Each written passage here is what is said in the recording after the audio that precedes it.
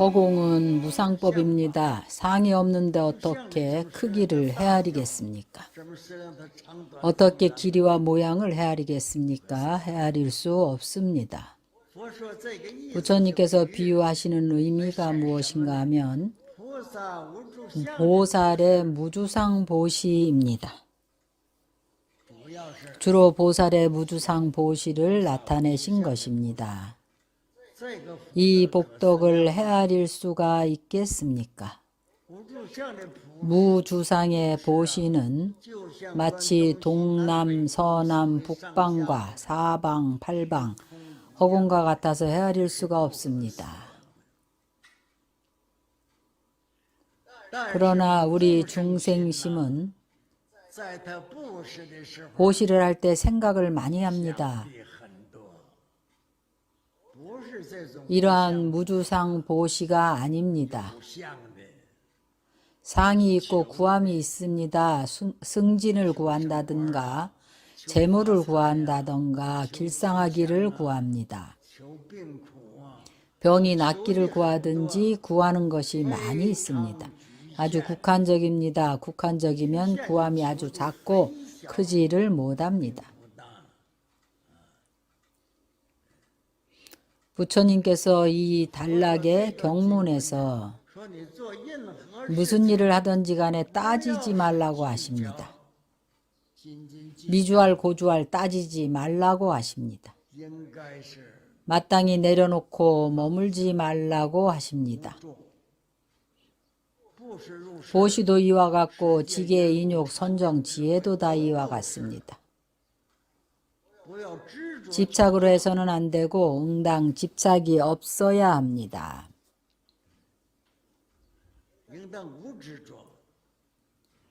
집착이 없다는 것은 사량하고 따지는 마음을 가지지 말고 무심한 도인의 마음으로 하라는 것입니다. 그래서 부처님께서 수보리에게 말씀하셨습니다. 무주상보시 복덕은 가히 헤아릴 수가 없느니라.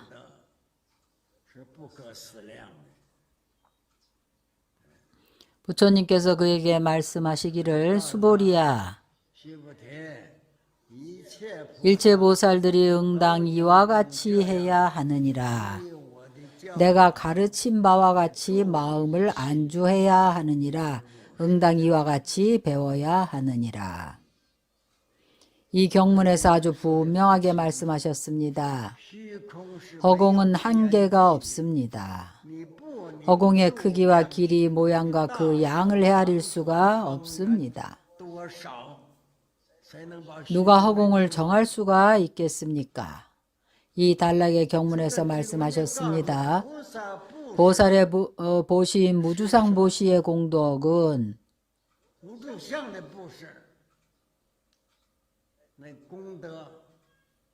마치 허공과 같아서 헤아릴 수가 없습니다. 상이 있는 모든 것은 다 허망한 것입니다. 또한 모두 다 한량이 있는 것입니다. 그러나 허공은 한량이 없습니다. 형상이 없는 것은 한량이 없습니다. 형상이 없는데 어떻게 크다 작다, 길고 짧고 많고 적음을 논할 수가 있겠습니까? 근본적으로 형상이 없습니다. 마음을 비우고 일체상에 집착하지 말아야 합니다. 그 마음이 얼마나 큰가 하면 광대하기가 허공과 같습니다. 허공이 큰 만큼 마음도 그만큼 광대합니다. 허공이 한량이 없는 만큼 마음도 한량이 없습니다. 이렇게 보시를 해야 합니다. 우리의 일체 성품에서 각자는 각자에 속한 성품이 있습니다. 그러나 불성이 주가 됩니다. 우리는 모두 불성을 배우고 있습니다. 우리의 인성과 불성은 하나의 성품입니다. 일단 형상이 있는 것은 큰 것으로 치지 않습니다. 이 산이 큰가 작은가요? 크지 않습니다. 형상이 있는 것은 크지 않습니다. 왜냐하면 허공만큼 크지 않기 때문입니다. 허공은 형상이 없습니다. 그래서 크다고 하는 것입니다. 마음을 비워서 공해져야 크다고 할 수 있습니다. 선방에서 정진하는 법우들은 이 마음을 단련합니다. 마음을 비워서 공하게 해서 광대하기를 허공과 같이 합니다. 이 마음을 단련합니다. 일체가 없도록 합니다. 일체에 걸림이 없습니다. 마음이 공하면 본향으로 돌아갑니다. 바로 성불하는 것입니다. 왜냐하면 허공은 형상이 없어서 크다고 하는 것입니다. 그러나 일체 제법의 성품은 상은 형상이 있지만 성품은 없습니다. 성품은 하나입니다. 일단 형상이 있으면 크다고 할 수 없는 것입니다. 성품은 큽니다. 우리가 말하는 성품은 불성은 한량이 없습니다. 그래서 불성을 크다고 하는 것입니다. 이 허공 가운데에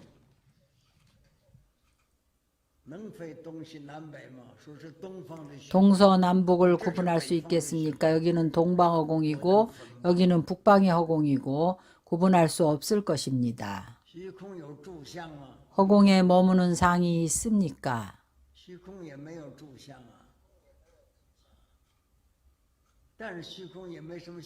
또한 허공에는 해탈도 해탈하지 못함도 없습니다.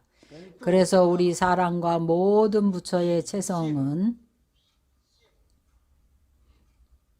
사람의 성품과 부처의 성품은 하나의 체성입니다. 이 체성에는 사람도 없고 중생상도 없습니다. 수자상도 없고 아상, 인상, 중생상, 수자상을 이 네 가지 상을 볼 수가 있겠습니까? 중생의 성품과 부처의 성품은 하나입니다. 체성은 오직 하나입니다. 그래서 우리가 보시함은 다만 공양을 할 뿐입니다. 이 허망하고 거짓된 마음인 망심에 동서남북이 있습니다. 어떤 것은 합리적이고 어떤 것은 불합리하다고 합니까? 여러분이 대소와 길이 둥근 것을 구분하는데 한 중생에게 보시하는 것과 100명의 중생에게 보시하는 것, 1만 명의 중생에게 보시하는 것이 다 중생입니다. 하나와 1만이 우리의 분별에 있습니다. 내가 1만 명에게 공양을 하면 한 사람에게 공양한 것보다 공덕이 크겠습니까? 그러나 분별심 없이 망심을 일으키지 아니하면 한 사람이 10,000명에게 공양한 것보다 더 공덕이 큽니다. 무슨 까닭인가 하면 여러분이 참고해 보십시오. 진리의 측면에서 보면 어떤 사물도 존재하지 않습니다. 이치적으로는 본래 없습니다. 그러나 현상적으로는 구체적으로 존재합니다. 여러분들이 남방, 동방, 북방을 분별하지만 허공에 분별이 있습니까? 동서남북이 있습니까? 이것은 우리 자성에 장애가 없음을 표현하는 것입니다. 남북, 동서를 구분하지 않습니다. 바로 이 뜻입니다. 허공을 가지고 비교한 것입니다. 우리로 하여금 일체 사물에서 그 법계의 성품이 마치 허공과 같습니다. 광대하기가 법계와 같고 필경에는 허공과 같습니다. 바로 이러한 뜻입니다. 그래서 부처님께서 이 말씀을 마치시고 그에게 이치에 맞게 진실한 상을 보라고 하셨습니다. 내 뜻에 어떠한가 하고 부처님께서 바로 수보리에게 말씀하셨습니다. 신상으로 열애를 볼 수 있는가 없는가? 앞에 경문에서 말씀하신 것은 상에 머물지 말라는 것입니다.